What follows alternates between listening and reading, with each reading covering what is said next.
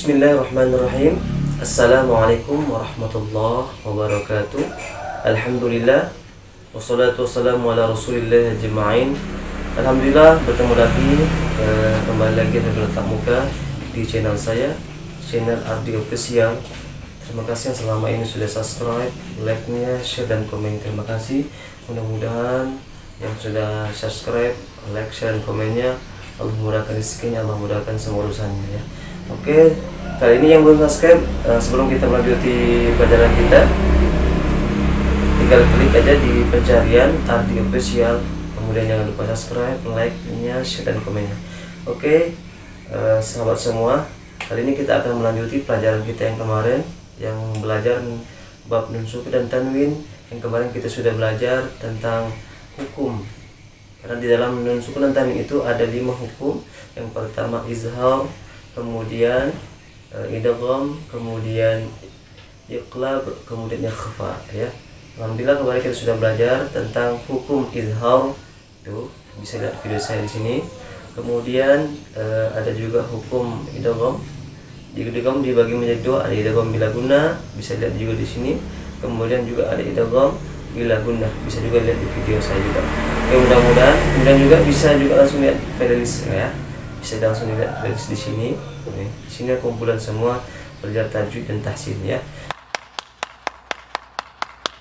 Insyaallah hari ini pagi hari ini insyaallah kita akan belajar sama-sama hukum iqlab ya. Sekarang kita belajar hukum iqlab ya.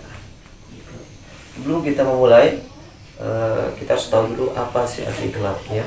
Menurut bahasa, iqlab itu artinya merubah sesuatu dari bentuknya ya. Apa artinya? Merubah sesuatu dari bentuknya. Kemudian iqlab itu menurut istilah perubahan bunyi nun sukun atau nun mati ini, atau tanwin seperti biasa kemarin kita sudah belajar. Tanwin bisa an, bisa in, bisa un, menjadi mim ya, menjadi mim yang tersembunyi disertai dengan dengungan ya. Jadi untuk iqlab ini adalah perubahan bunyi nun sukun dan tanwin tadi itu berubah menjadi mim ya, yang tersembunyi disertai dengan dengungan. Berarti harus dengan dengungan ya. Kapan terjadinya iqlab tersebut? Ini kita lihat. Iqlab itu terjadi apabila ada nun sukun atau tanwin bertemu dengan huruf iqlab, yaitu ba ya, satu saja. Apabila hukum iqlab itu cuma satu saja hurufnya, yaitu ba ya. Ini ba. Jadi apabila ada nun sukun atau nun mati ini bertemu atau tanwin bertemu dengan satu huruf saja, huruf ba, maka hukum bacaannya disebut dengan iqlab ya. Kemudian cara bacanya gimana? Cara bacanya ada 2 cara yang harus kita pelajari. Yang pertama, cara membaca yang pertama merubah bunyi nun sukun. Perhatikan sekali lagi, merubah bunyi nun sukun atau tanwin menjadi mim. Nah, itu yang pertama. Kemudian yang kedua, cara baca yang kedua menggunakan. Nah, berarti digunakan pengucapan mim. Nah, yang mim tadi disambar-sambarkan selama 2 harokat. Ya. Ada 2 cara baca. Yang pertama merubah bunyi nun sukun atau tanwin menjadi mim, kemudian menggunakan pengucapan mim yang disamarkan selama 2 harokat. Nah, itulah cara bacanya, ada 2 macam ya. Oke, langsung saja kita contoh di bawah, bisa lihat di bawah. Kita ambil dari nun sukun ya. Ini ada nun sukun. Setelahnya itu ada huruf ba ya. Maka hukum bacaannya ini disebut dengan iqlab ya, iqlab ya. Cara bacanya gimana? Cara bacanya harus gimana bacanya? Harus merubah nun sukun atau tanwin menjadi mim.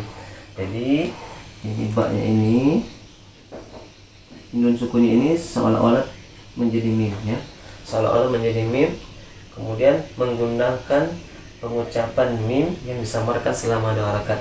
Berarti kita harus gunakan di sini karena nun sukun bersama ba ini selama 2 harokat ya. Bagaimana caranya, cara bacanya yang benar?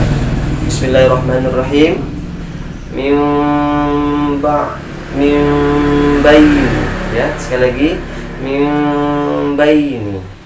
Sekali lagi min baini. Nah, kemudian ada juga yang lebih afdol itu tidak boleh bibir ketemu ini langsung dirapatkan ya.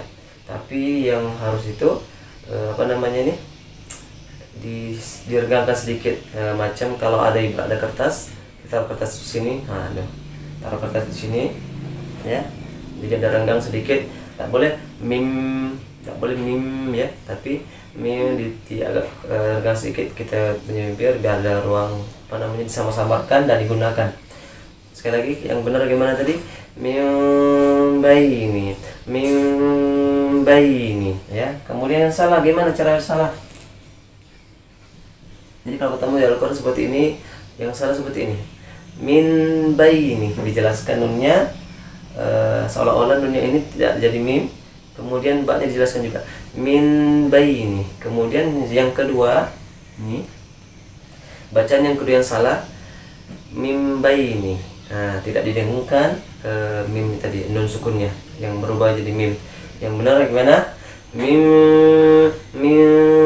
baini. Sekali lagi min baini.